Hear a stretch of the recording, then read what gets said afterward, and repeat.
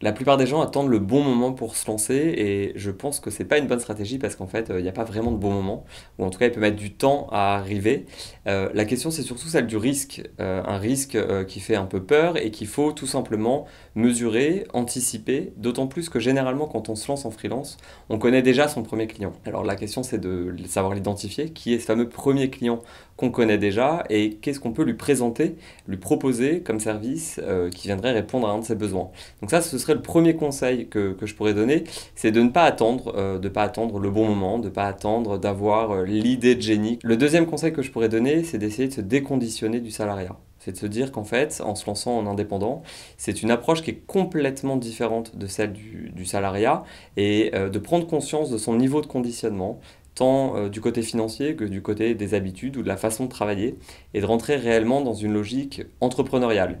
Et qui dit entrepreneuriat, qu'on soit dans une logique de start-up, prestation de services comme les indépendants, c'est de se prendre en main, c'est de créer de la valeur, c'est d'analyser un marché et de voir comment la valeur concrète peut répondre à un problème, peut répondre à un besoin d'un public cible. C'est de se déconditionner, d'arrêter de se comparer, tant en termes d'avantages et d'inconvénients, que du salariat traditionnel.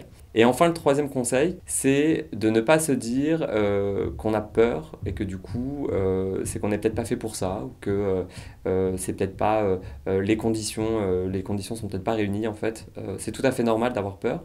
C'est même plutôt très sain et c'est même plutôt une bonne nouvelle d'avoir peur puisqu'en fait, la peur va être un stimulant pour la créativité, pour l'innovation, va être un moteur très fort, très puissant pour réussir à faire des choses dont on ne se pense pas forcément capable ou dont on n'aurait pas été cherché en termes de ressources si justement on n'avait pas des contraintes très fortes, des contraintes émotionnelles en l'occurrence liées à la peur qui souvent est liée à l'argent aussi, à la peur de pas s'en sortir.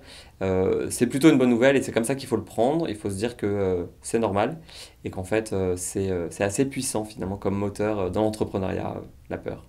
Un, c'est de ne pas attendre le bon moment. Deux, c'est de se déconditionner, ou en tout cas de ne plus se comparer au salariat. Et trois, c'est de se servir de sa peur, plus comme un moteur que comme d'un frein. Et puis pour conclure, ce qu'il faut se dire, c'est que si vous avez peur, ou si vous n'osez pas, ou si vous posez des questions, aujourd'hui en France, chaque jour, il y a 600 personnes qui se lancent en freelance. Et que si vous vous posez des questions, si vous avez peur, si vous ne savez pas comment faire, bah, la première bonne nouvelle, c'est que vous n'êtes pas le seul, qu'il y a du monde. Et puis la deuxième bonne nouvelle, c'est que depuis un certain nombre de mois, il y a de plus en plus d'initiatives qui se lancent justement pour accompagner les personnes qui veulent se lancer en freelance. Et ça montre que le monde change et que le marché se structure et c'est plutôt une super nouvelle.